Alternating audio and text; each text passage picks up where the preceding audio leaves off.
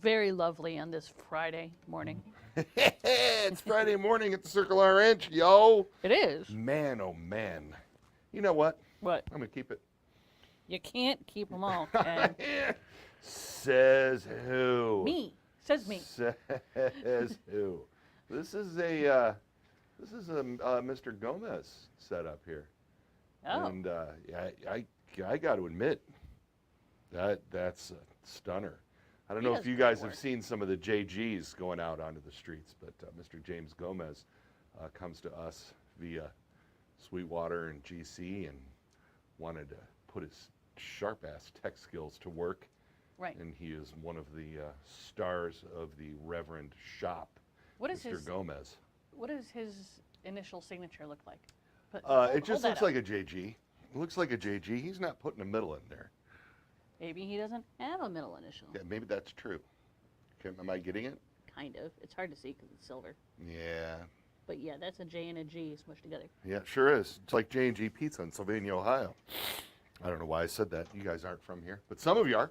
So there's that. This is, I think I alluded to it in my Facebook post. I don't know if Penny, did you share my Facebook post this morning? Yes. I consider this guitar to be Naylor's masterpiece. It's like a guy designs guitars for 30 years and then has the idea that just drives everything home, and here we are. It's certainly what he's been chasing. Yeah. His whole, the whole tone and sustain, and that's his jam, So somebody commented on my social media yesterday after I posted this, which is the thing. I should almost get out my phone and look it up so I can give you a direct quote. But he said something to the effect of, "How does Joe blend styles so effortlessly to come up with something that at the same time looks so modern and fresh, but yet is so classic?" And it is. It's like that is the thing. And I say this a lot, and it's kind of funny because I watch these goofy fashion shows with my wife and daughter. What's the one that takes place in New York? Where you come in and sew, Project Runway, where they come in and sew, and then, you know what I mean? And then they're always talking to the designers. Well, what are you looking for? Well, I'm looking for something that's fresh but modern, and they always say like the same, there's like 5 words that they all say, and it's always funny, you know what I mean? Right. Well, I want something that invokes vintage styling but is also very fresh and now. And they say these things over and over again. It's like, yeah, that's your job. I mean, that is exactly what you're doing. Right. And that is, of course, what Naylor is doing. And that is, of course, what every designer in every business wants to accomplish. But one of the things that I think makes Reverend so successful is that Joe nails it. Joe's done the thing, right? Nailed it. Yes, dear. I believe Max Robinson is who you're referring to. Uh-huh. How did Joe manage to design something so unique yet so familiar at the same time? Yeah, that. Yeah. Yeah. Thanks, Max, for watching. That's the question. That's the intangible. That's the thing that we don't know. But my job is to make sure that you know about what he's doing. Right. And so here we are. And you've heard me talk about the Airsonic before, but we a few years ago we offered them in solid midnight black, and I personally am a big fan of black guitars. As a matter of fact, they're the only ones I really know how to play. And so I wanted to have black Airsonics again. Now, to be fair, with the larger body profile, bursts look terrific on this body. And we have here the red burst, which has been the most popular since we launched these. And there's also a metallic alpine burst out there in the world, but I don't have one of those on me. This red burst beauty was at the NAMM show with us, and these stunning solid black ones have just recently come into inventory again and should be available at all of your favorite Reverend retailers. This Airsonic is a solid body, large-bodied electric guitar. And so it has a slightly bigger footprint than, say, our 6-gun body, which here's a 6-gun for comparison. And then the Jetstream body, like you see over here on the Rick Vito falls somewhere in between the two. The Jetstreams and the double agents are slightly larger profile than the 6 guns themselves. And this is slightly larger yet. And the idea behind this, Joe went through a bunch of names before he settled on Airsonic. But at one point, remember Penny, he wanted to call it like the Refract Air or something. Reflect Air. Reflect Air, and that which and really that wasn't is really correct, but yeah. Yeah, which is really what it does. I mean, that is the point. But it just wasn't roll off the tongue catchy enough. Which No, is why and then he said settled. that's He settled on Airsonic. Yeah, he couldn't decide if it reflects air or refracts air, and there's some sort of scientific thing that goes on there that I don't, I don't know. He talked it all out with us, but it was mostly him just talking it out. It wasn't, which is fine. That's great. Yeah, that's part of what we do. Right. So the original concept behind F-holes in guitars was a volume thing, and it came with guitar players playing rhythm in big bands in the, starting in the teens, but then really evolving through the 20s, 30s, and 40s, and rhythm guitar wanting to be heard. And then, of course, Charlie Christian came along and started soloing on the guitar, and then electrification came along, and here we are. That being said, the F-holes were projecting the sound that was in the larger hollow bodies of the day and making the guitar appear louder when you're standing in front of it. That is not the point of these F-holes, however. What's going on here is this is still a solid body guitar, but if you notice, the wings are very, very narrow, and with the F-holes and the negative space created by the control cavities in the narrow wings, the wings resonate very, very freely as you play this guitar, giving it semi-hollow body overtones. Yes, dear? So the thickness, I get this question on social all the time. Uh-huh. The center thickness is the same thickness as one of our regular models, correct? That is correct. Okay. And you want that center thickness, A, you got to have room for the springs in the cavity for the trem. But B, having that thicker body underneath gives you the punch and sustain that you're used to in a guitar. So you get that initial attack, and then you get that trail, the sort of warmth of the semi-hollow, as it were.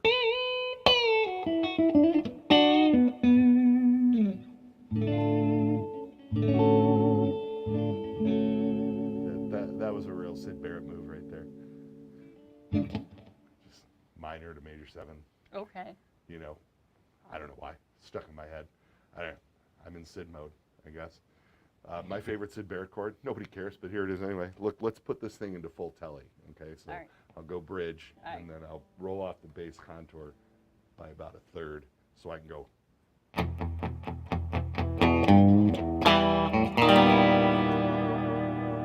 So gnarly.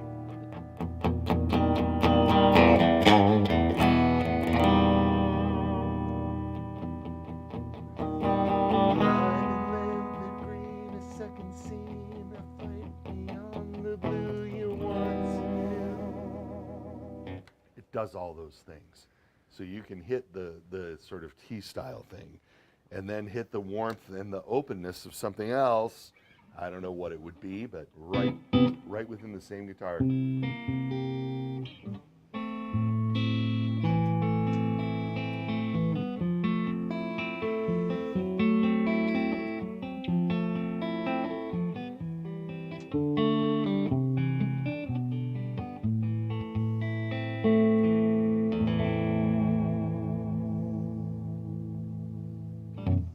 Frankie's doing great, by the way, everybody who's paying attention at home.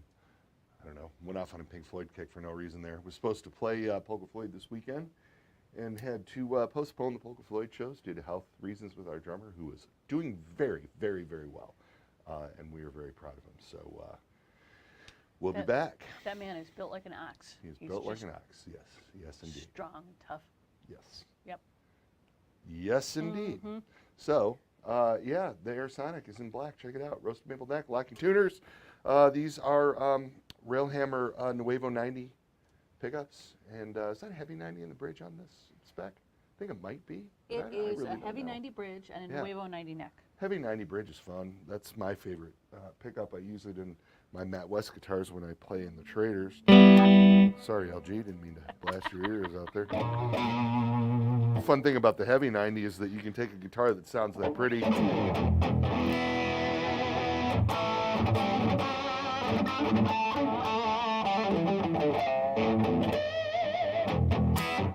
Do that.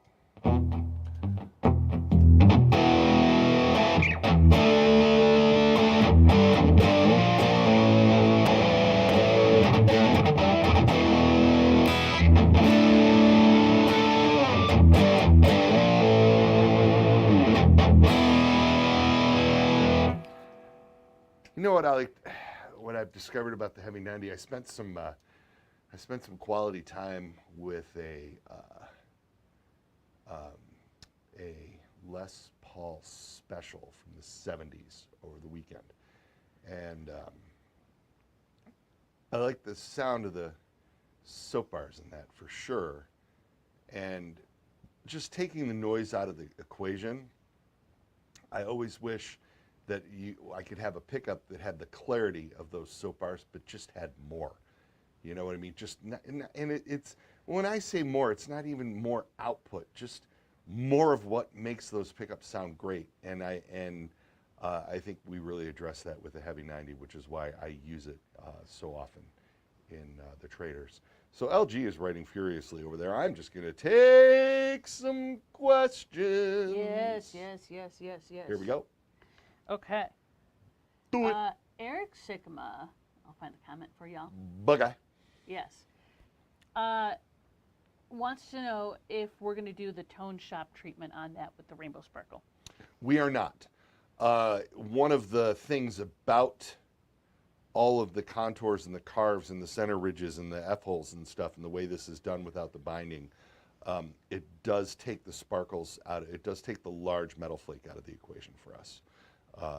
Much apologies. Would be dope, but you won't see the heavy flake on this guitar. It does, with the center ridge, in our process, the flake tends to pull away from the edges, and because there's no binding there, to cover up the fact that the flake is pulling away from the edges, and this is just paint chemical stuff, we just don't do sparkles on the ridges. That's all. Next. Yeah, because if you did them all the way on the end, they'd be jagged, right? Because they would be Not like necessarily. physically. They would just be inconsistent. Okay, got it. They would be inconsistent when it got to the edge. Okay. And there are guys out there that do that and do that very, very well. And so it's not that it can't be done. It's just that we don't. Simon would like to know if there's any reason why we don't have a dealer in Northern Ireland or Republic of Ireland. Simon, this is a good question that I'm always happy to field every once in a while, because I know Tim here in the office gets a lot of questions about why we don't have dealers places. The dealers, and in rare cases some distributors that we work with around the world, actually purchase our guitars from us before they come to them. So we're not in a position where we're just, it's not like opening up a car franchise where you make a deal with General Motors and they send you a bunch of cars, Right. and then when you sell them, you pay them and all that kind of stuff. We are a very, very small business, and we just don't have the depth, the inventory, or the just sheer wealth to just give guitars away to dealers all over the world and hope they sell them and pay us. And most of MI works like that. Right. So while we are doing our best to market everywhere we possibly can, we just haven't had a dealer in your area want to buy from us. And so that's why we're not selling there. I would love to, and if there is a store there that you could recommend that we reach out to, feel free to leave it in the comments, and I will have my sales manager extraordinaire, Mr. Zach Ward, go ahead and reach out to them and say, hey, we know somebody in your local area is looking for our stuff, and we can tell them about what we do, and we'll certainly take a stab at it. But unless they're willing to buy from us, you're not going to see the stuff there. So there is just a really beyond honest answer as to why we're not in your area. And sometimes what works too is if enough people go into the store and request, We have had that. Reverend guitars, then they'll be like, oh, maybe we should be carrying Reverend guitars. Yeah. Yeah. That works in most cases. Most people are pretty attuned to that sort of thing. And I'll be honest with you guys too. I get asked by other manufacturers, "Hey, can I get your contact at Sweetwater? Boy, I'd really like to sell to them." We were in touch with people at Sweetwater for many, many years before we started doing business with them. But the reason why they started buying from us was because, I don't remember if it was 2018 or 2019 or something, but we were the most requested brand that they didn't carry when they asked the question on their website. Who Well, I think it was literally search. Like what people were searching. What people were, that's it. People going to their website and searching on their site. And enough people, right. And we didn't find that out until after. And we're like, oh, that's cool. But that explains why suddenly they were. Why it happened. Yeah. Yeah. Because people were searching their website enough for the product that they decided that they better get on board, which is awesome. So thank all of y'all for that, and we're getting there. It's funny because as we grow, there's fewer and fewer areas where you can't go put your hands on something. So that is awesome. Yep. And Ireland has traditionally been an issue. We did have a candy apple red guitars, I think, in Ireland for many years, but he never really stocked anything very heavily, so, and I don't know what's going on up that way now. If Zach could very well be in communication with somebody now. I don't know. Yeah, that's true. I don't know. That's true. And then there is a whole political thing there. I don't know where Northern Ireland sits with the, Brexit and et cetera, et cetera, et cetera. It's complicated, in other words. It is. Eric wants to know why the Reeves models all have larger frets than anything else that Rev uses. What's the story behind that? Reeves likes larger frets. It's not a very good story. It's a short story. But that's the story. Yes. Reeves said, "Do you remember those Gittler guitars? Think that. That's the size fret I want."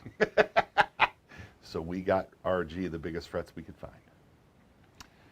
Reeves and Pete both steered us into using larger frets at one point because Joe was, we were doing sort of a medium jumbo thing, and the frets have gotten slightly larger over time, but the Reeves frets are monstrous. Yes. True. Chris wants to know why we don't make every model in black. I know. So do I. All right. It's a great question, Chris. JB says, please, please, please reissue the Super Rev. Thanks, JB. We'll take that under advisement.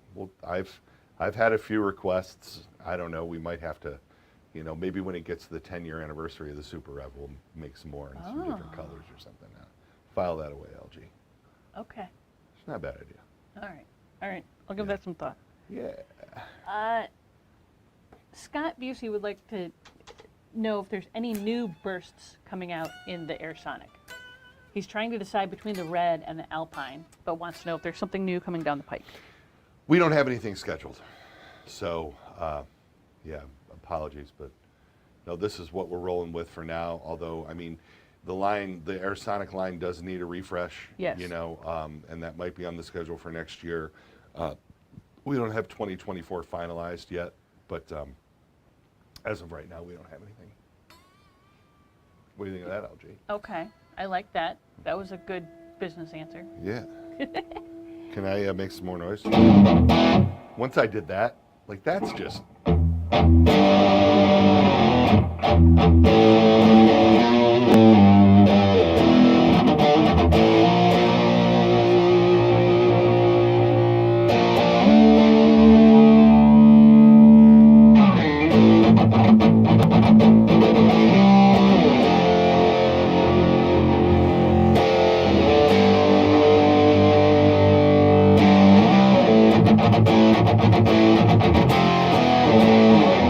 felt like doing that, and I did it. Well, good. That's the executive privilege. That's what it affords me. I guess. I can play Children of the Grave if I want to. Well, it's She's a great looking at me country. funny. I can play it if I want to, You too can play Children of the Grave. Right. Right. It would just not sound as good as when you did it. But I can do it. Turn that reverb down just a tad. Thank you.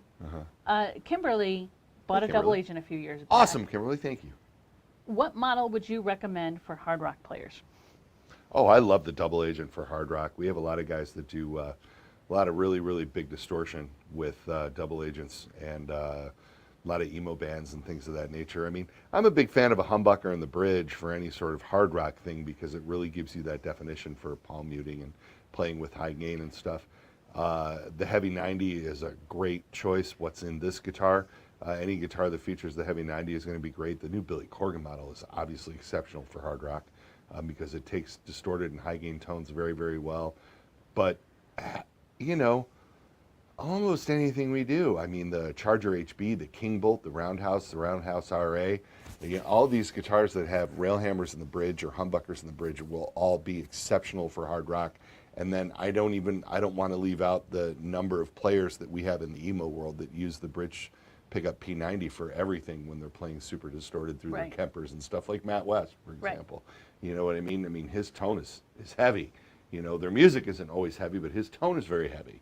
And it sounds great with P90s. It's like one of those things where I have a quick answer, get a humbucker, and then when I sit here and think about it, you can't say, you know, that everything doesn't work for. Led Zeppelin 1 was recorded with a Tele through a Premier amp with a speaker this big, and it sounds like the thunder of the gods or the hammer of the gods or whatever. Hammer of the Gods. There's like Ken. a thing for that. I'm or going to some- revoke your rock some- card. Some sort of thing for that. Jesus.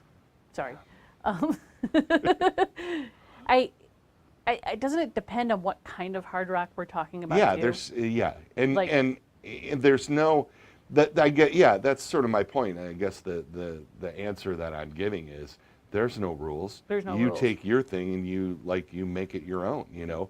But if you're looking for some heavier tones and you want to detune and get some heavier tones or something, I mean, the Shade model, the Descent, I mean, there's things that are ready Right. for that. Right. You know what I mean? But you can also make other things work. I Right. guess. Yeah, I mean, I wouldn't do the new Vito for hard rock. I mean, you I could, would. I guess. I would. Would you? Hell yes. Yep, All right. You better believe it. Okay. But I mean, that's not his the jam. Dirt Bike that's why. Royale, probably better suited. Right. Yeah, I guess that's what I'm getting at. Yeah. Yeah. But the Eastsider Custom, totally. Well, it's because it's got the blade Yeah. humbucker telly Crushes. thing in the bridge. Sounds amazing through the high watt Yeah. and the EVH Sure. and the Marshall Uh-huh. and the Cola. You want more questions? Why not? I'm Okay. here. Right. I'm here, ain't I? And you know what? I'm not going to be here next week or the week after. So That's true. while I'm Well, where are here, you gonna let's be? get those Well, where? questions. Where am I going to be? I'm very, very excited to say. I'm very, very excited to say that Jay Navarro and the Traders are touring the West Coast for the first time. And 1 week from tonight, we will be playing in Portland, and then Saturday we'll be playing in Seattle. And then we might possibly be picking up a show on Sunday, late notice, because an offer came in, which is interesting. But then the following, so that's a week from today we're starting. So Yeah. a week from next Tuesday we'll be in Sacramento, Wednesday San Francisco, Thursday Anaheim, Friday Hollywood or something. I don't know. It's on our schedule. You're starting in Seattle. and we're going to you're end in ending up Tijuana, Mexico. In Tijuana, and it's 10 days, right? Yep, or 9 days or something. I don't, yeah, Okay. something like that. I'll post it. I'll post the poster. Yeah, I Penny should will have post done it. that Yeah. earlier. Going to be fun. So we're pretty excited about that. So next Friday I will be in Portland getting ready to jam, and the following Friday I think we're playing in San Diego. I think Right. is how the time worked out on that. So if you guys are out west in any of those coastal cities and western states and you're around and you want to come say hi, please do, because I don't get out that way with the band very often. Right, So I'm right, pretty right. fired up about that. This weekend is a blast. Tonight I'm playing with my band, the Zimmerman Twins, at Toledo's Old West End Festival in their sort of gazebo thing, which is what, Robin Wood and Delaware? Scott Wood and Delaware? So if you're a Toledo and you know where it is. Then. Yeah, and then Sunday, the Traders are loosening up for our tour by playing the Sylvania Maple and Maine Arts and Music Festival. Yeah. Right here in our little town that Reverend is located in, basically. and it's right up the street from us here, and they're blocking off Main Street, and they're putting a stage out there all weekend. There's going to be lots of great bands playing. The Last Born Sons are playing right before us, I didn't know that. which is a fun band that reverends Yeah. enter into Yeah. often. Right. So always worth seeing them too. And I'm gonna have a super fun weekend, and then get to cap it all off by going on tour. What do you think of that? Pretty fun. I'm going to read a lot of books. No, I'm kidding.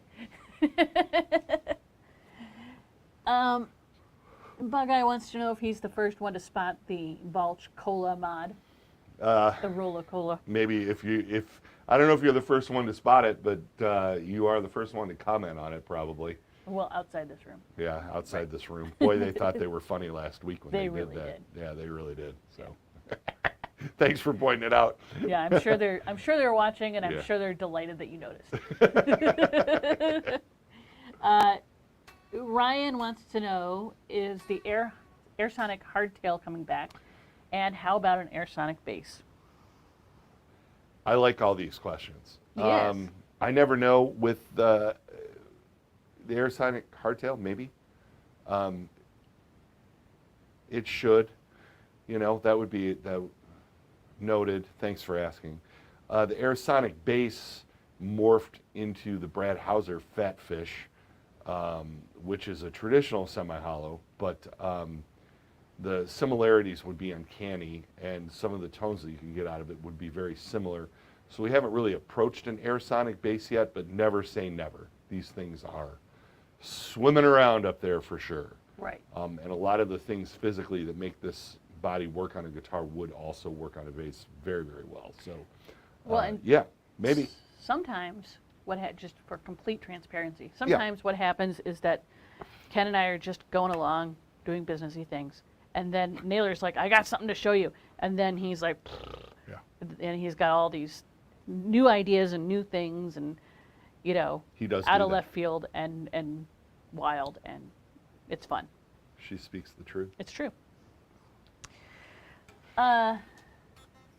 Sassy Cat on YouTube Hey, Sassy Cat on YouTube. wants to know how the supply chain issues are faring this year versus last year. Oh, we're golden.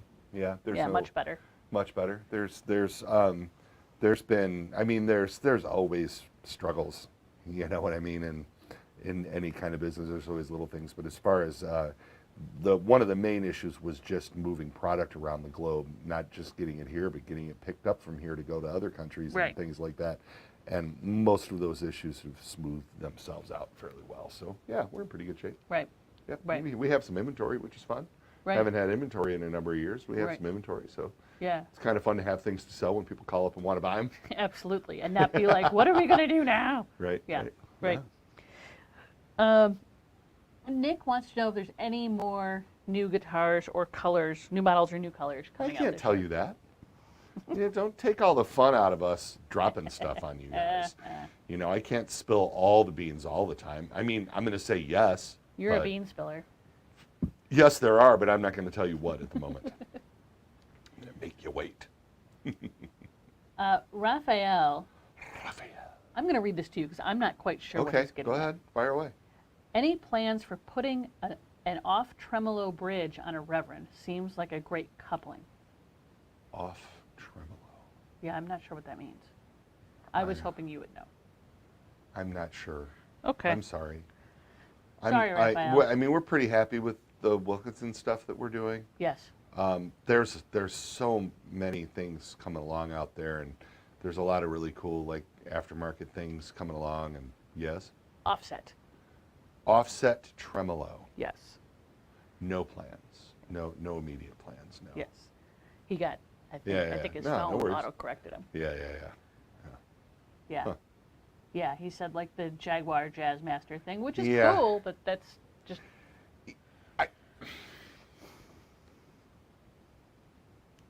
You've talked about that before. I know. It's very, very difficult. The mastery thing. So here's the thing about that. And this is just this statement is my opinion and not necessarily the opinions of everybody that works here, nor the opinions of the people who design the guitars for us. those trems, the Jaguar and Jazzmaster and Mustang even, those when those guitars were manufactured, people played with like telephone cables on their guitars, flats, like 16 through 60 gauge strings was not abnormal. They were huge. Wow. Ernie Ball really, one of the things that put Ernie Ball on the map was because what guitar players used to do in the 60s, I don't know if you know this, LG, but they would get like a 10 from a banjo set and then move all their strings down one and put that 10 on the high E so that they could have lightweight strings so that they could bend easier and make twangier sounds and stuff. Interesting. And the string manufacturers didn't catch up to this for a very long time, and Ernie Ball was one of the companies that really came along and started making light gauge strings. So, and round wounds as well. I mean, everything was flat. So I own a vintage Jazzmaster, and I love it. It's a really cool guitar. I have a 63 burst. And when I got that from the grandson of the original owner, it had flats on it. And I saved them because it was such a novelty to see. Right. So with strings that heavy in standard tuning, those bridge saddles, which are just those threaded bridge saddles, worked. And the trem arm itself worked fairly well. With modern strings, those things are, I mean, you can't play like me. Like you guys, if you're here, you've seen me play, and I do all this. I pluck hard with my thumb, and because I like that pop, and I pop things. I do that on that Jazzmaster with those saddles, and they just move around in the saddles and go out of tune. And the trem doesn't always center properly. It doesn't always return to where it's supposed to be. And yeah, good techs can address a lot of those issues with lighter strings on the vintage guitars. But in general, the technology, I hate to say this, but the technology's moved beyond that trem. Now, that's not to say that those Mastery versions aren't awesome. That's the aftermarket yeah, guy, right? And Or they're people, it's such right. a good product that Fender is using that, so like their Johnny Marr guitar and stuff like that. But you pay for that. Yeah, it's super expensive. And it really does address a lot of those issues. For us, it just seems, and again, I never want to say never, but for us, it just seems to be sort of off-brand. I mean, what we're doing is we're trying to take the classic look of a guitar, right, and then incorporate modern features and new features to it. And this 2-point bridge from Wilkinson, with the way the saddles lock in place and with the tuning stability of it and its sort of ease of use, is a vintage style trem, as in like non-string locking thing that works, that does all the things. And yes, it's not as subtle as the Jazzmaster type thing, but I mean, I don't feel like we're necessarily innovating anything by using that, and I don't know. Right. I don't know how it fits with the rest of what we do. That's not to say that we won't figure out a way someday, or that something won't come along that'll make us want to do something like that or whatever. That's sort of where I personally sit with it. And you asked, and here I am being honest with you and telling you. I'm not saying that they're bad. I'm just saying I don't see a fit for it with us at this time. And again, that all opinions are subject to change. Right. Right? But that's where we're at. Would that look cool on this guitar? Yes. Yes, it would look cool. But there's got to be a little more to it sometimes than just looking cool, right? Or does there? I don't know. I look cool all the time, so I don't know. Here we go. Is there anything else, LG, before we wrap? I'm at the 45-minute mark according to my watch. I think I should wrap it up. I know. I think we should wrap it up. I really appreciate you guys tuning into this, and if you're watching the rerun, if you have any questions, we watch the posts a little bit, so feel free to pop in and ask any questions if you have any, or just reach out to Tim at sales@reverendguitars.com. Tim is very, very knowledgeable about our product line and would be happy to help anybody with anything.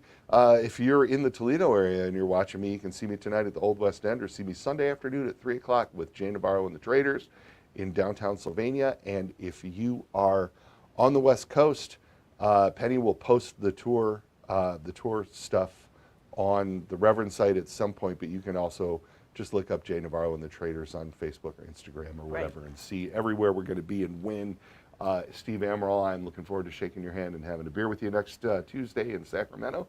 Amongst other people, I know Kevin Kosher, our NAM rep, is going to come hang out with me in cool. San Diego. I was talking to him a little bit, and I bet I see Spike Mike out there. I bet you do. And, well, yes. he's on tour too. Yeah, I don't know if he he's might. touring That's right. He might this be on week tour. or- Yeah, I might have to wait till he comes to Detroit to hang out with him. Uh-huh. But at any rate, we have friends, and we're looking forward to seeing them. I get to see one of my best friends in the world, Mr. Chicken Pete, next week in Portland. I'm very excited about that. Talked to him yesterday.